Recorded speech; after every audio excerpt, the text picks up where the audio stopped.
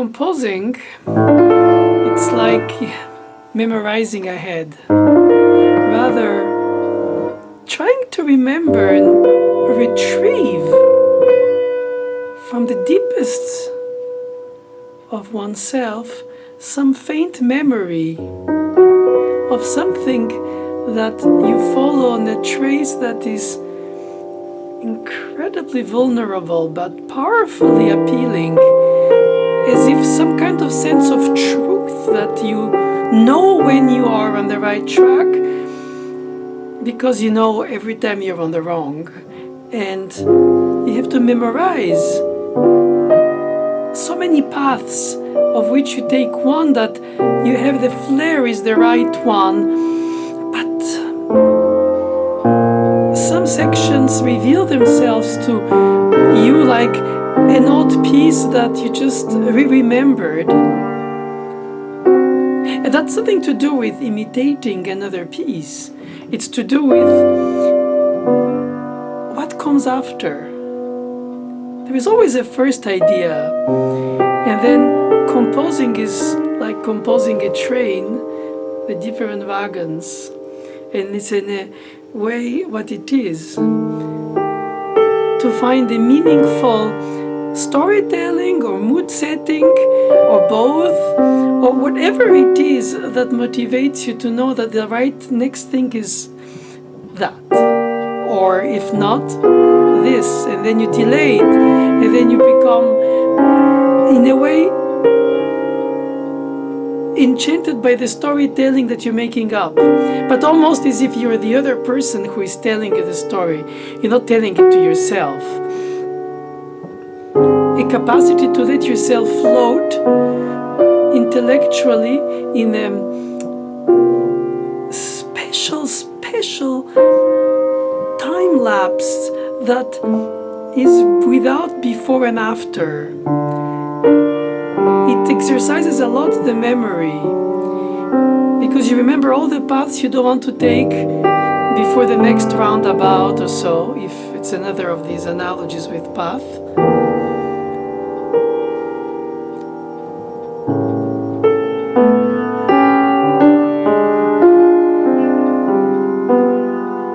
Trying to wipe out from your daily brain as a musician all things you've heard, if you can. It's not obvious that you sort of isolate yourself from anything that in fact subconsciously even has entered in you. Whatever you play, you teach, you hear, you analyze, you write about.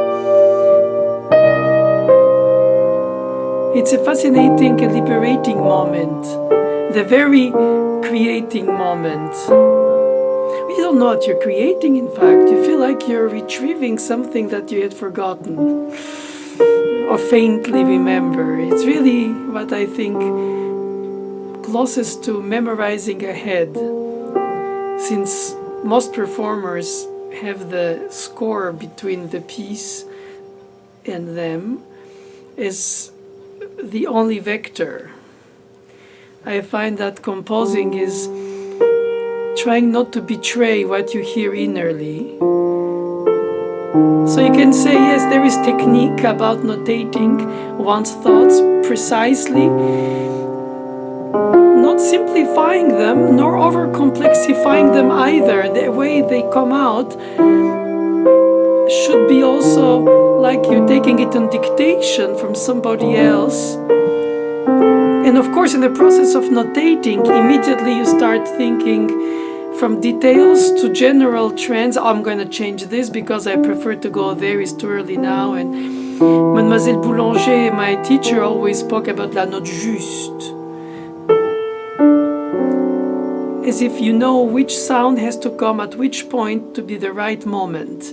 Just like in theater, the chosen word or chosen breath or chosen direction of the line or the chosen word that has some connotations that bring you to think of something that's hinted, and then you just touch the heart of the listener by a modulation or a return to a tonality, or if it's atonal, by combinations of celestial sounds that seem not to be bound by anything but your inner hearing, in any case. That can happen as creatively when you perform something already written, naturally, because then it becomes yours while you translate it to the audience through the filter of yours that wishes to be the least filtering, since you want to serve the piece at its best or at its earnest. And interpretation is not always, and far from there, a concept of betrayal. But notating one's thoughts, it's a very difficult thing, because if you study your language of birth, as everybody does, by ear. When one day you go to school to learn how to write and read it, but you already spoke it, so the sounds themselves have a musical resonance before they acquired as phonemes a meaning. So in a way you enjoy the language just like the landscape of your birth country. That is something that reminds you of perhaps childhood or any kind of environmental connection of the soul that is your necessity, your home, even if it's perhaps imaginary. It most is. But I still think that this is the essential moment for a composer, is to define that this is the next note and this is the right moment for it, and it leads to the next story. And I think that when you take it on dictation from yourself, you really know when it's wrong, and you start searching, no, yes, no, perhaps no. Some people perhaps do that by elimination. And you finally found out this is what I wanted, and then that brings me to the next. But then you navigate by too short of view. It's like driving at night without headlights. I mean, you guess and you adjust in the last moment to the road because you don't have enough vista ahead. But sometimes when I'm awake after sleep, the brain, I guess, is refreshed enough to have a capacity to focus, concentrate ahead quite far. I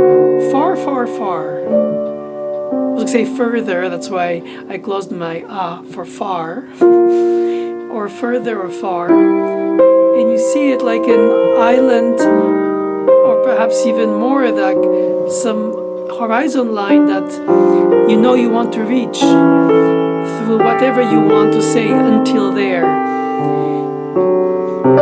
And it's like a little door that opens in your subconscious or in your intuitive hearing. I find it fascinating because this door closes very quickly.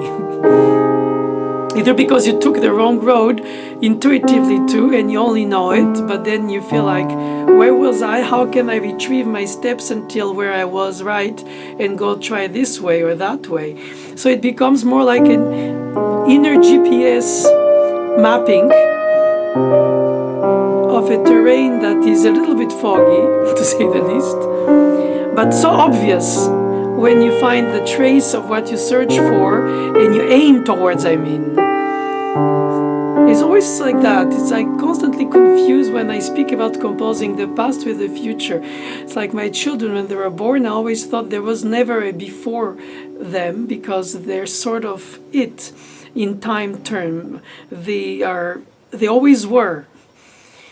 And I always think that in a way, some compositions are so obvious when we play them that we always assume they've been there because they're part of our musical, country, world, values, monuments.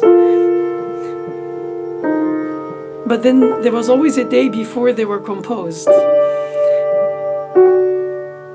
And therefore, they become so obvious to us, like the piece we are composing is so obvious to individually us, and it starts playing in our head, in our self, at least in mine, And of course, that little door that I was pursuing through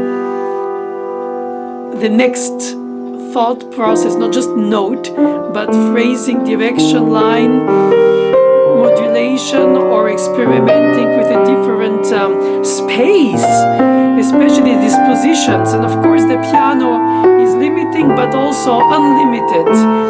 In a way, it's limited for the sound quality, but unlimited quasi-so for the spaces and the ranges. So it opens you such wide horizons.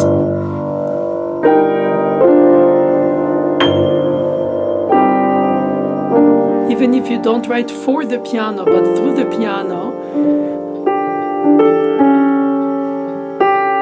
When you study contrapoint harmony, fugue, keyboard harmony, or written harmony, and all kinds of voice leading situations, either improvised, either thoughtfully organized for the fish tank fishes to interplay smoothly,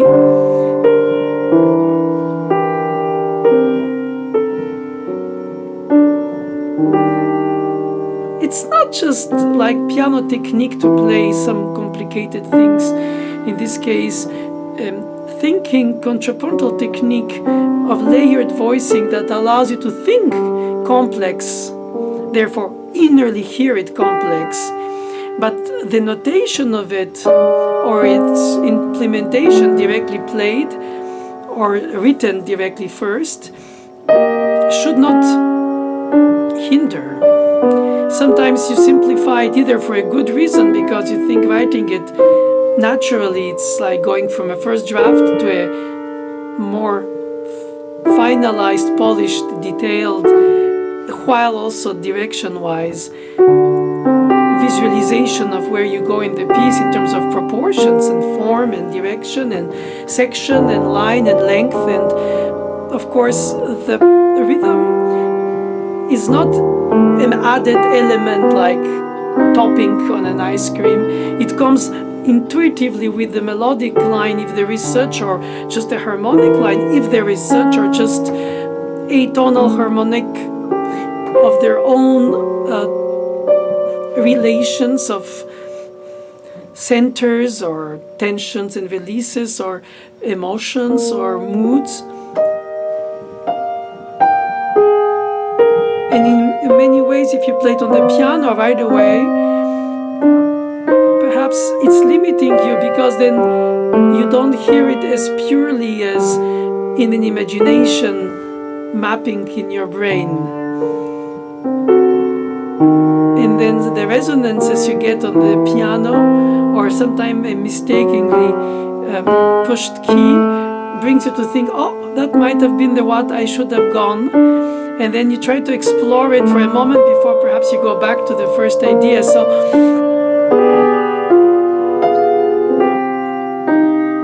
all these things happen at a nanosecond, and you don't explain it to yourself.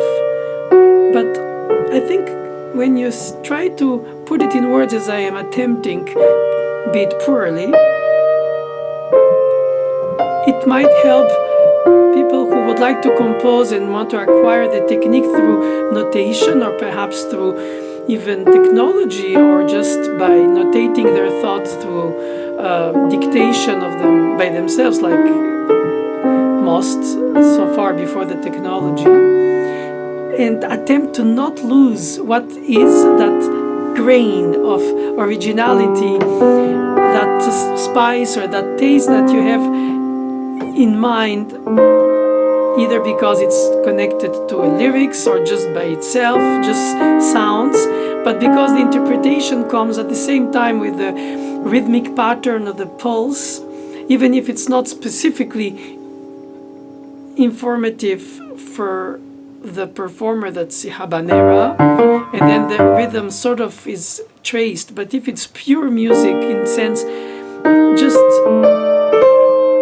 unrelated to a given dance rhythm pattern or some ostinato or anything, in fact, just sort of zero gravity floating sounds, that you want to translate your inner thought or feeling, or both, or sometimes the one more than the other, but some kind of intuition, even if it's sometimes overly filtered by knowledge of other pieces or analysis, to the point to which some people, unfortunately, I find it unfortunate,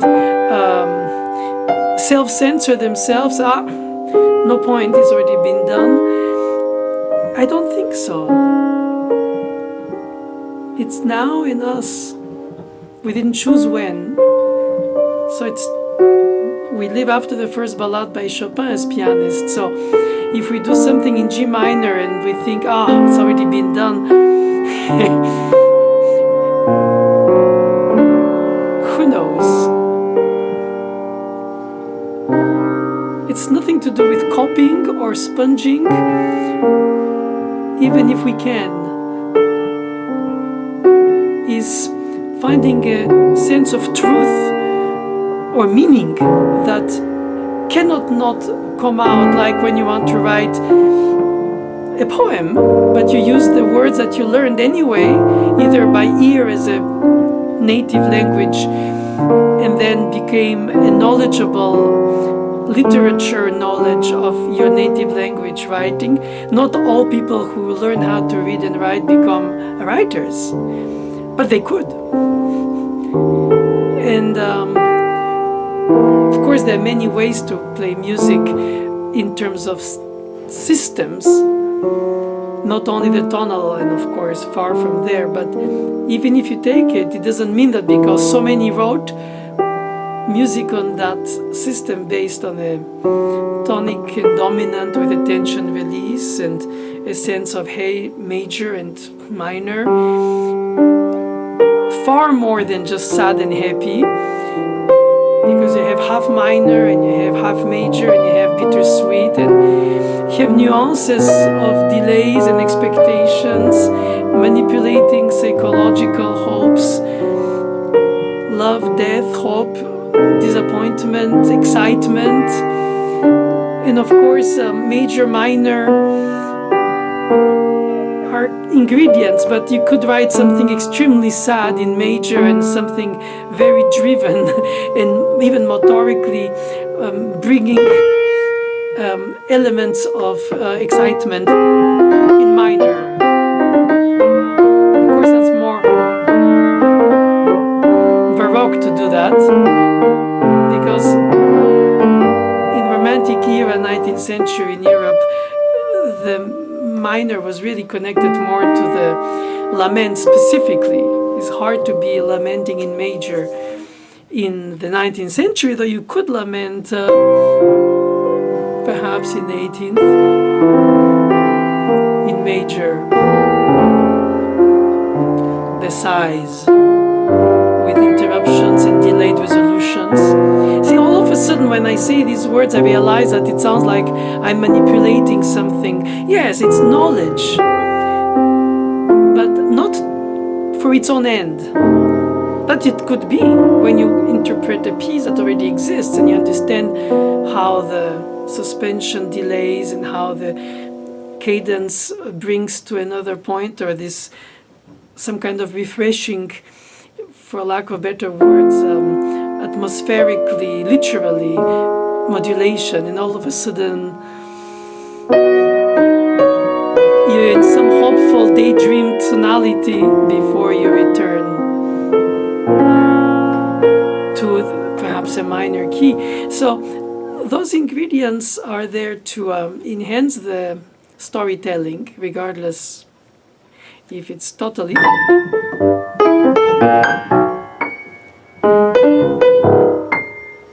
seemingly random, or if it's because then we immediately, as music lovers, connect to something that we recognize. Not that it is plagiated per se, but it's within that mood or that mold or that style, genre.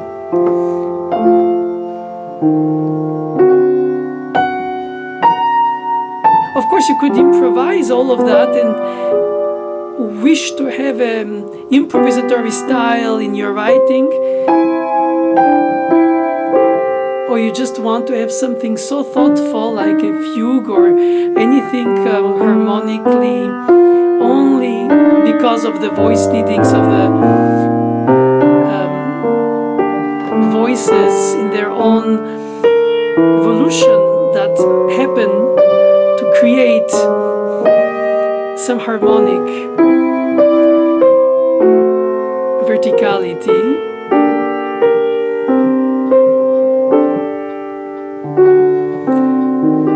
But in the improvisation, you let yourself sort of guide by, let's say, your dog on the leash, and you obtain something like, oh, nice to be around this. I didn't think I'll pass this way in the garden.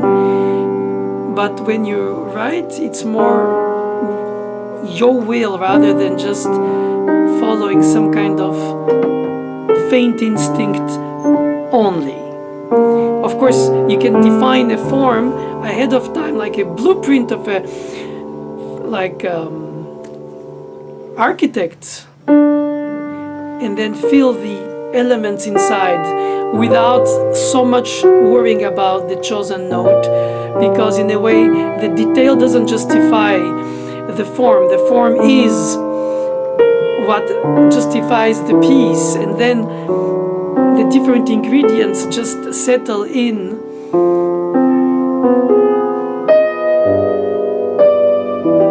Sometimes the form becomes a prison, theme and variation, sonata, rondo, ABA, ABACA, something that comes back differently or apparently the same. In a way, it's a reassurance or just a little thrown stone on the floor to say, I'll remember when I come back to this path, that when I see that stone, I am on the right place, because I don't really know where am I anymore. It's like a maze where you put some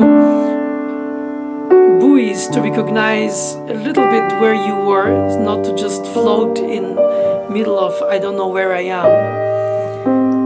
Or sometimes it's tempting to let yourself just musically, intellectually, so to say, float in a run-on sentence and see where it brings you. I think this is more intuitive in the improvisation, which of course has the weakness of having weaker sections in terms of intensity of sentence storytelling. Whenever in the writing you can edit until you get to the heart of the point right away.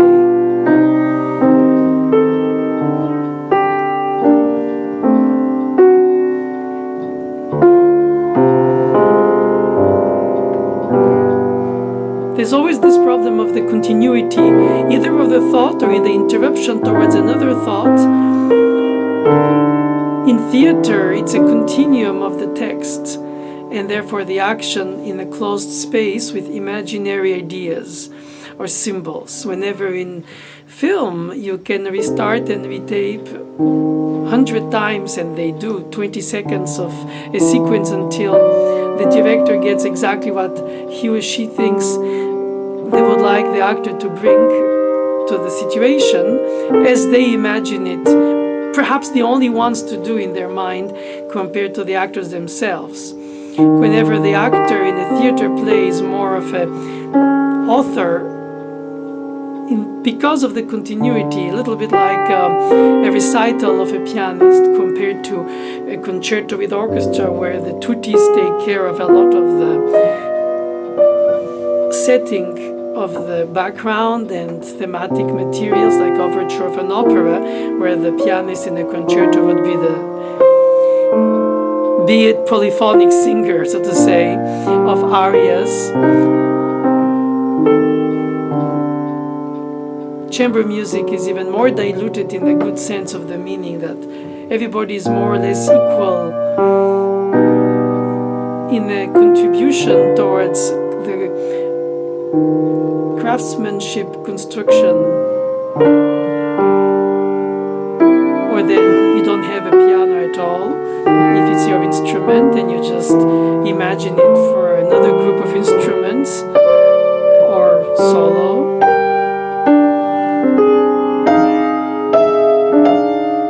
I know that many teachers specifically ask to write on a table and not be influenced by the instrument acoustically, would it be guitar or synthesizer or whatever, computer, perhaps MIDI. Whatever it is that makes the sounds real, almost like as if you can taste before you finished the ingredients on the sauce, how it's going to be before you, so you can sort of edit before you complete it. But sometimes if you put some ingredients in certain quantity, then you have to restart from the get-go. So orchestration is a little bit more like cooking, with ingredients and balances and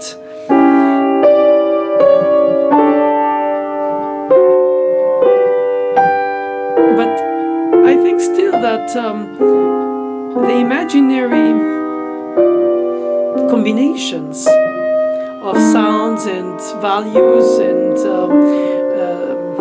spaces and breathing and rests and interruptions, they seem always to sound so incredibly captivating inside yourself. And when you write them directly or notate them directly, and then you try to reproduce them on an instrument like the piano, more like basically checking the copy from the original, being the original inside, and the copy what comes out. And if it's notated that way, what people who come from outside, who didn't know what it was before it was conceived, will they capture it from that writing without you explaining anything and bring it to be what you imagined it to be, or perhaps even better or more or less. But in any case, as imperfect as the notation would end being, to be the vector between your inner thoughts and their performance of your inner thoughts through time, through space, and through only, in fact, the notated signs. It's fascinating how, if it connects the psyche to the performer, they see in it something that perhaps you didn't see as the composer, but if it becomes meaningful to them, then they want to play it. It's not because they're obliged by a competition or a grant or research or who knows, any other necessity of life to justify it, other than just the need. As I said earlier, I always feel like for a pianist, the first ballade by Chopin always existed, so to say, today.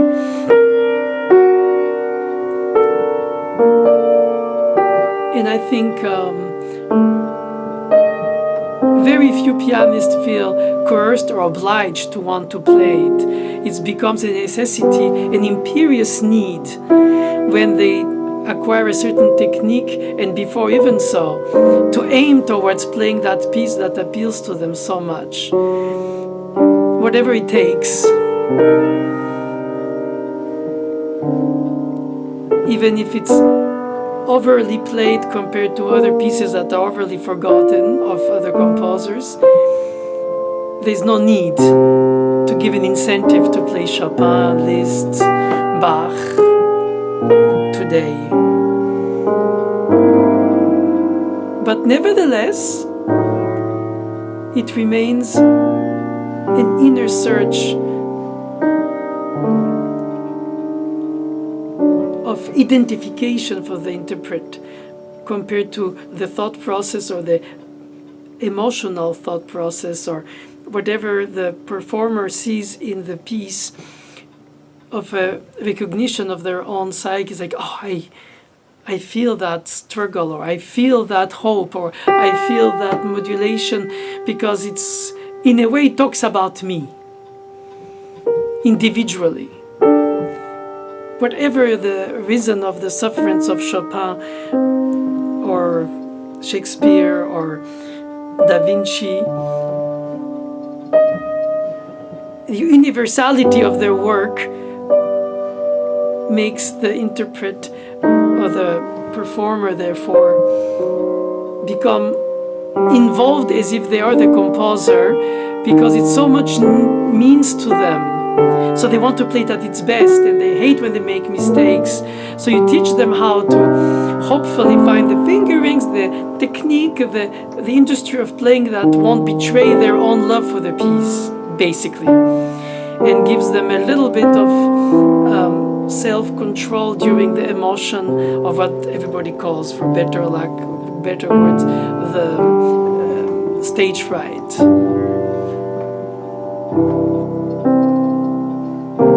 But basically, the performer doesn't need to be sort of pushed to play a given piece. As I like to say, one only studies what one already loves because one wants to know more about it, and not the other way around. Perhaps on the way you find things that you didn't imagine were important to know because they are part of it, but you discover it in this almost lifelong exploration of what you like. But it's mysteriously touching your heart and you want to know more. Understand better, not why, but what. Because the why you probably will never know. It touches your heart or your psyche or your daydream. But the how, for certain stylistic facts, like let's say modality compared to tonality, if it's close to something by Ravel, or the sixth in minor in Brahms. Those are whistles, those are effects. It's good. It's even very pleasing to be able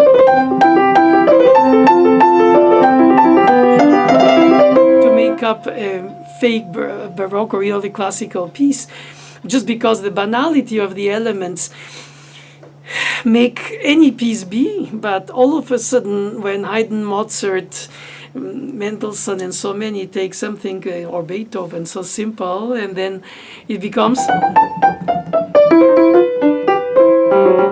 and you go like in a Picasso exposition, oh, my child can also draw that. It looks like so random, but it isn't. And so, yes, not all alcoholics are geniuses, but many geniuses happen to be alcoholic. So not all banal pieces with few notes become a symphony. Some of them will remain banal.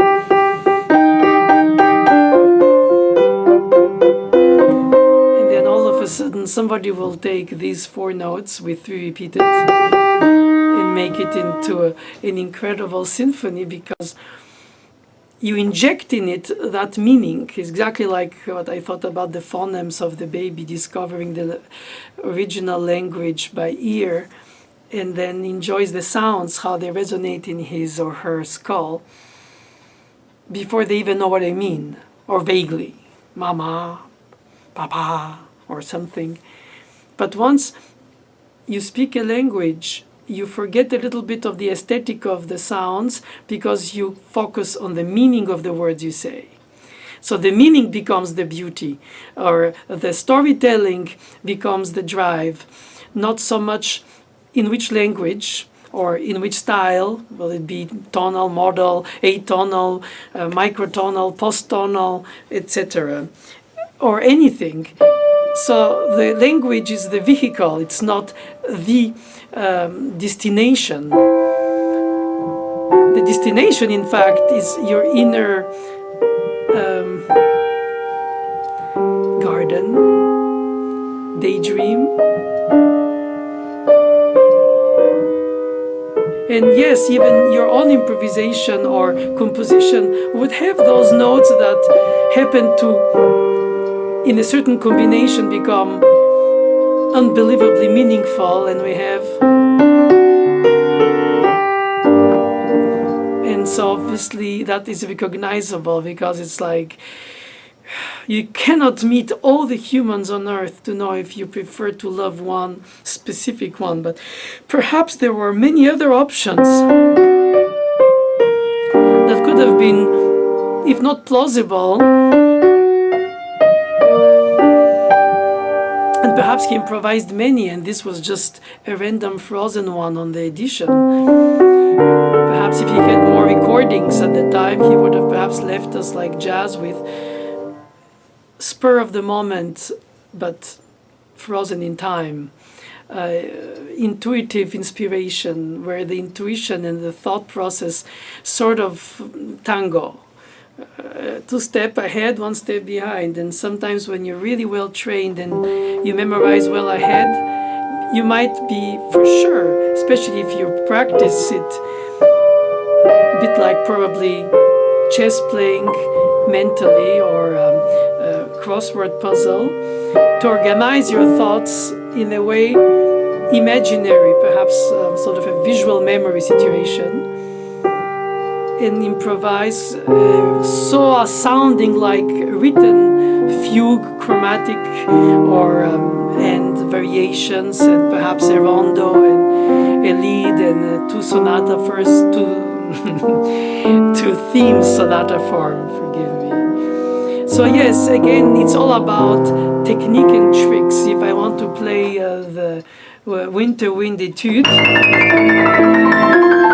don't have the technique, I can fake it by playing a chromatic scale. Of course, it's not exactly the same, but it gives me the feeling that I'm close to it. And why not as an approach? Of course, it cannot be the end of it, because you practice technique to be able to reproduce the pattern that Chopin designed, and not for you or me, but for himself or his students. But of course, the universality of the message, even in technique in this case, becomes something that touches us individually, so we play them like it's ours.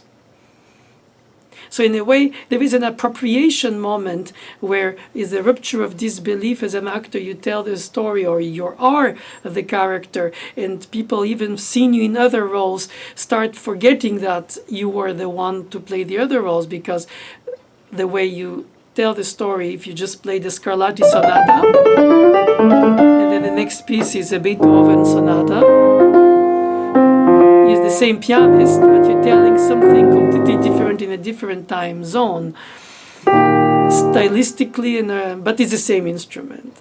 And so the technique helps you to express it, same way as the notation helps you to not simplify nor over-complexify. I like to say that too, because sometimes when you're in this sort of no man's land zone between your thought and what you manage to notate of your thoughts musically, then if that little door is closed of the direct inspiration in real time, of where you're sort of intuitively driven to go to in order to create this sentence, that phrase, that arrival point, and travel through the piece, and perhaps edit it at the end because of lengths and stuff, but it gives you the options that you cannot do so easily when you write, because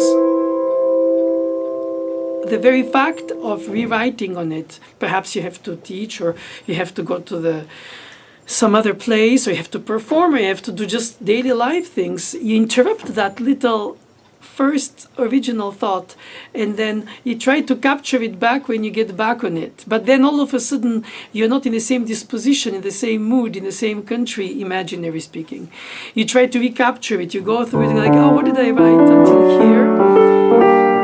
And then you try to find what would be the next thing to come after it, but you will never be the one that you would have written in the first place had you just spent as long as it takes, until perhaps even exhaustion of your concentration, to memorize ahead the different paths from which you choose one that you hope is the right one.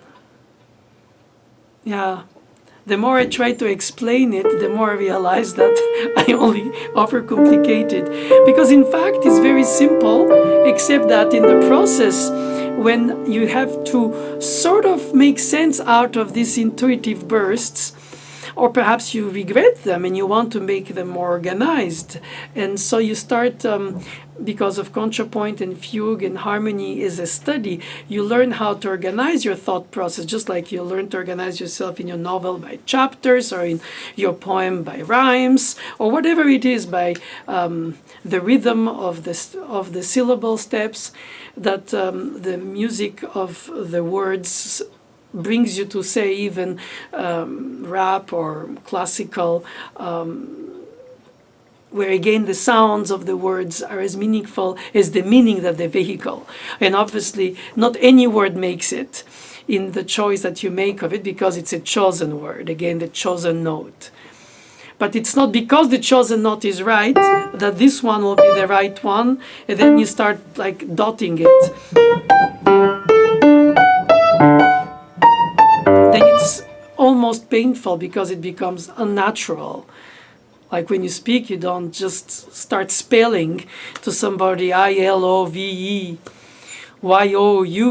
because it's sort of unnatural. And the tempo of expression of the words also, of course, vehicles your mood. When you speak or you write or you rhythmize the speech, recitativo or slam rap, it's all about the way you deliver the sounds connected to the meanings or their sub-meanings, and you hint something to say that. It doesn't have to be play on words per se, but it can be association of thoughts that the modulation hints. But yes, but no. Might go to the relative major or the relative or perhaps a Neapolitan. I don't even have time to say them, because at the time I do, I play before I can name them. And it's unnecessary to name them to yourself. I just do it to demonstrate. But that would be, again, when the know-how overtakes the inspiration. And there shouldn't be something like playing musical or clean because you practice technique on it, so you play the piece that's written cleanly. There shouldn't be either the same in composing or improvising, which is the inspiration is raw by itself, beautiful but raw. And therefore the know-how to shape, form, and basically evolve the intuition into something different, which you think is more, and is most likely through the thought process, the process of the result of the process of the search for the right, correct, true rather than right sound that corresponds to what you want to mean.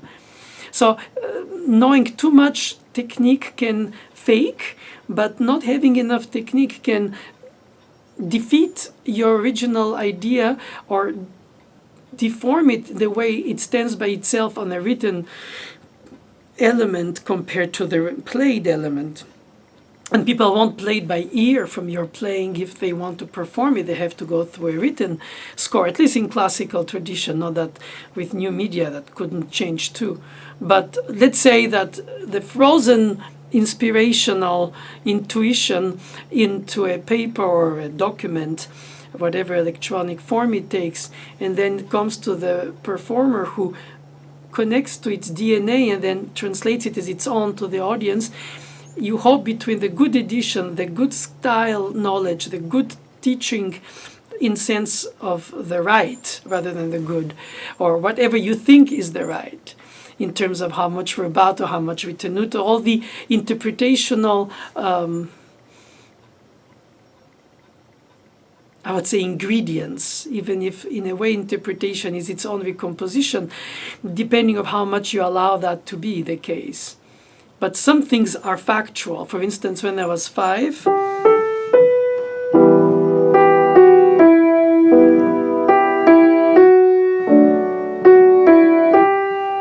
wrote that little piece. It's not even a piece, it's a song, or you would call it a tune most likely than a song, because it's no lyrics, it's just on the piano, something I improvised and my father notated with his knowledge of solfege. And then I made it into the theme of my piano concerto when I was 10. and the orchestra picks it up after me, but the piano part in the solo opens with this. So since I was quoting at 10 something I wrote when I was 5, I basically just copied it again from my original idea. Anyway, and during the rehearsal, the conductor, I was playing the solo part. During the intermission, while the orchestra was having a cigarette, he came to me and said, "A little child, this is very nice, but I think that because you're Bulgarian, and Bulgaria is a country with a very sort of recognizable musical folklore that is its own roots, so to say, Balkanic roots," he immediately felt the need to do what I think composition teachers shouldn't do, which is change directly and say, you should have written,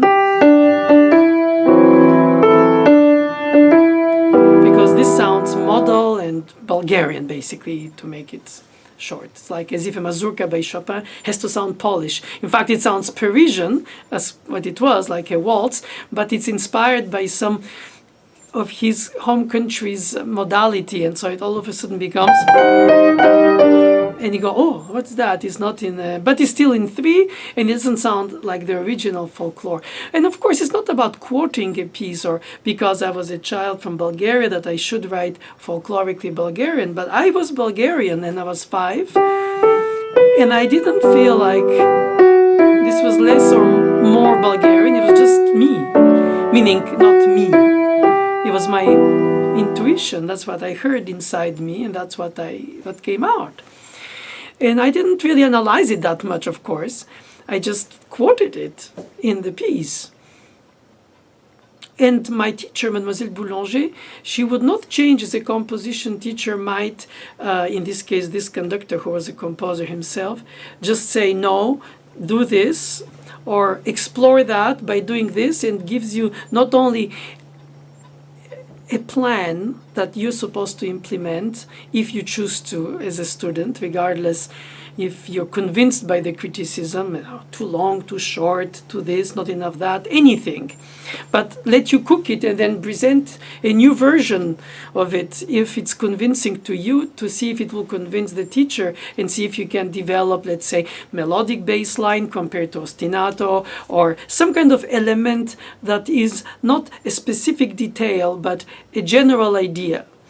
And so you learn the difference between forbidden and tolerated, something that could be in a harmonic progression, voice leading, forbidden like 2/5, and becomes so beautiful in your piece because you know one is in basically teaching you through the limitation of what the rules forbid you to search for voice leading and cross directions. In other words, it teaches your brain to think more creatively instead of just parallel chords or voices, whenever the other is the creative process where if the mood of the piece demands for parallel fifths.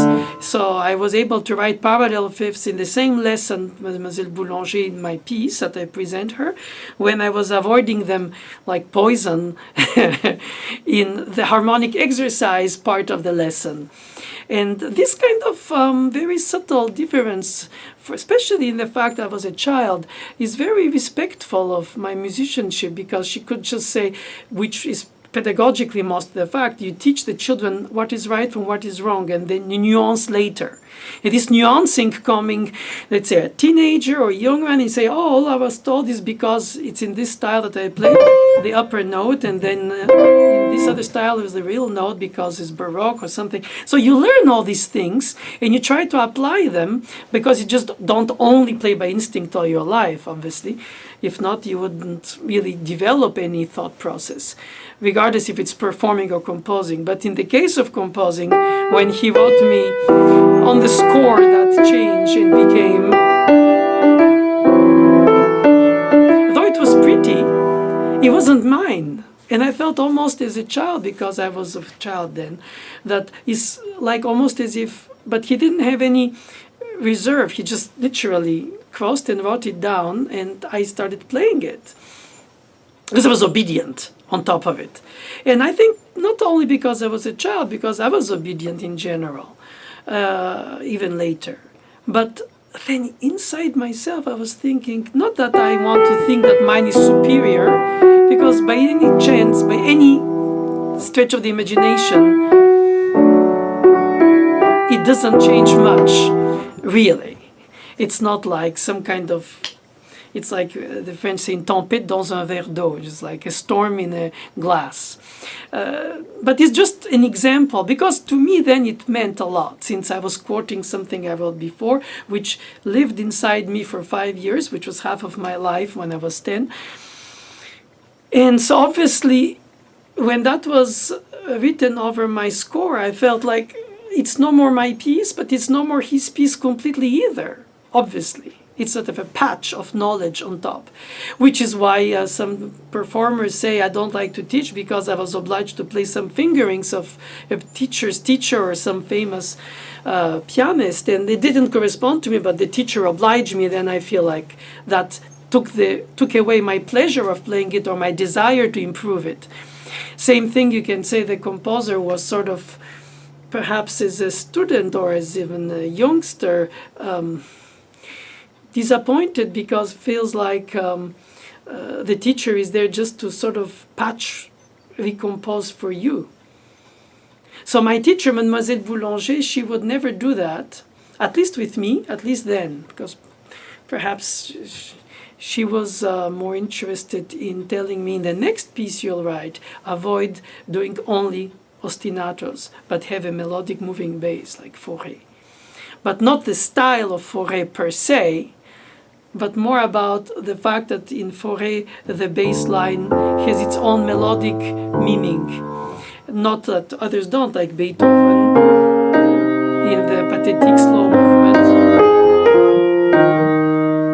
Granted, the bass is not perhaps as expressive as the top line, but there are two lines nevertheless, with the accompaniment in the middle.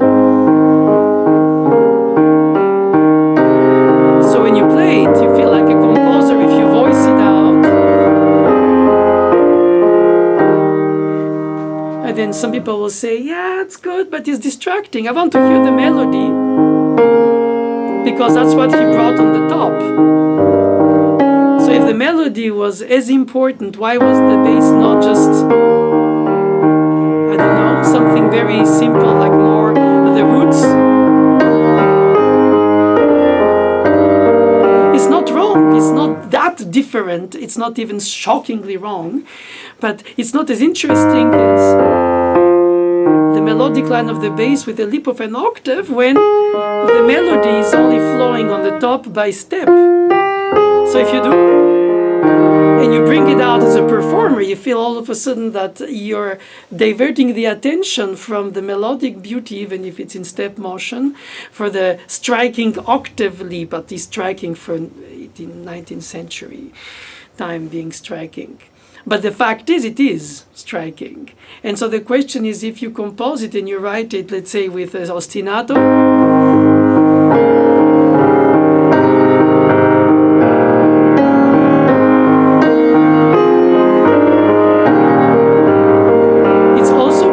as a matter of fact, in that very melodic element of the theme of that second movement of the Pathétique Sonata by Beethoven, Mozart writes a few years earlier than Beethoven in the slow movement of his C minor sonata, the B section.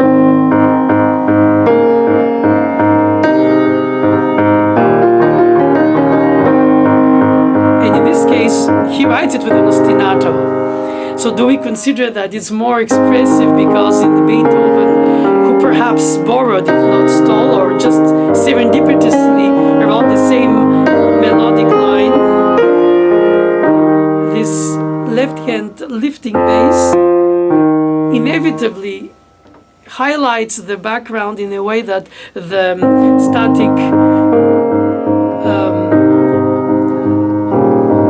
repeated bass note of the ostinato doesn't. And it's a choice. It's a choice to have a moving bass note and to be moving by a leap or moving by step, or it's a choice to keep it where it is because you want to have some kind of a harmonic comfort by having the ostinato stay there. In other words, the choices are yours. It's not about choices like in a game, you know, I'll try this, I'll try that. It's because it gives you, it comes out of you as a composer in a sense of truth that you want to implement. It's not just about, I'll try that, I'll do this. It's not like, again, ingredients or toppings on an ice cream. It's really organically there at the get-go, and you extract it from you.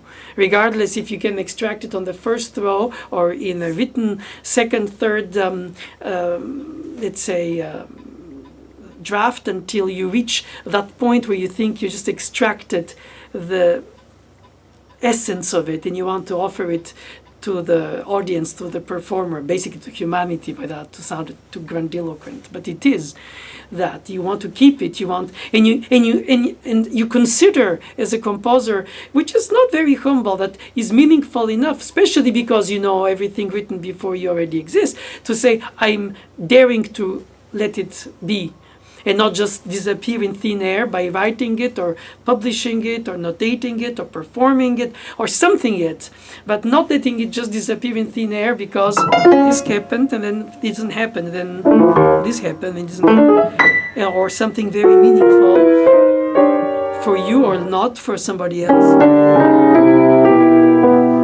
So it's like thoughts. Some of them are connected, some of them are just fleeing.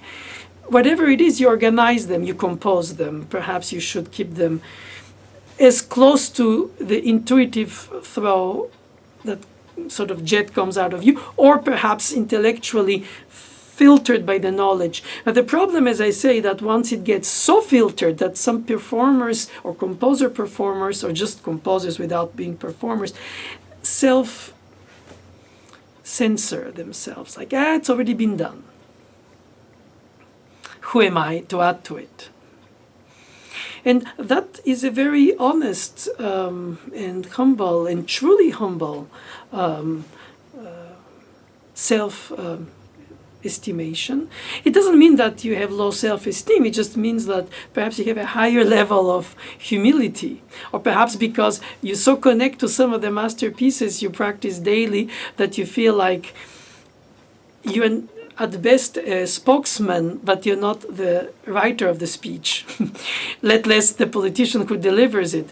So you speak on behalf of the delivered speech of the given politician, but you're not having that charisma to say it. And perhaps you do, but you define that you don't.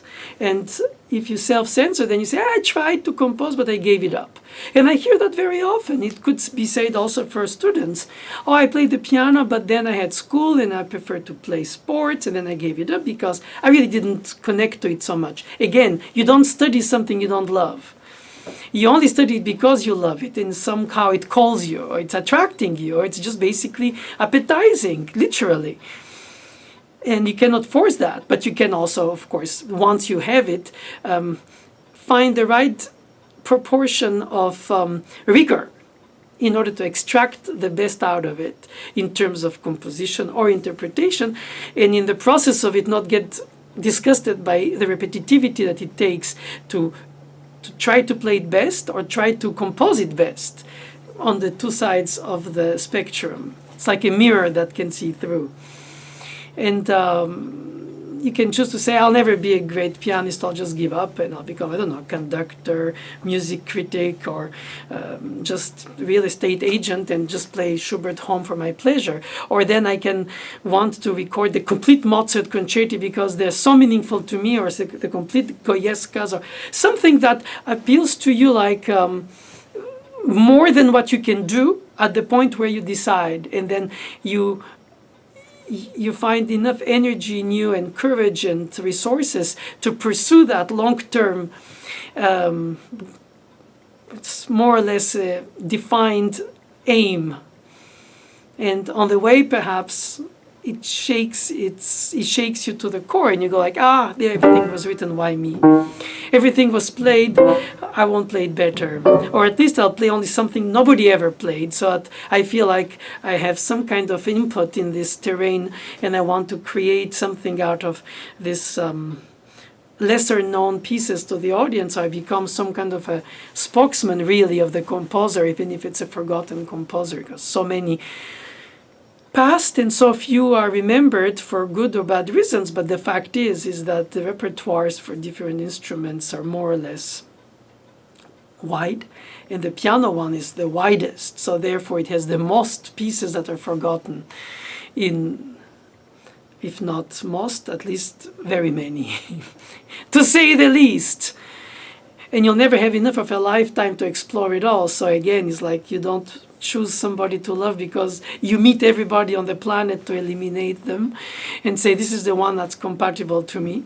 You just sort of like have an intuition that is this person. You have the intuition that is this piece you want to write. And you try to find out how you're going to get it out of you, because it's so confusing, like writing a novel, or if it's a very long text, or a poem that's very short but intensely condensed. No matter what, it's something that you dig out of yourself. And if it's so meaningful to you, you'll search on it. And if a teacher gives you an advice, or teacher gives you a correction that takes away your intuitive feeling, you can always obediently or rambunctiously say no, or say, okay, I'll see, and not apply it.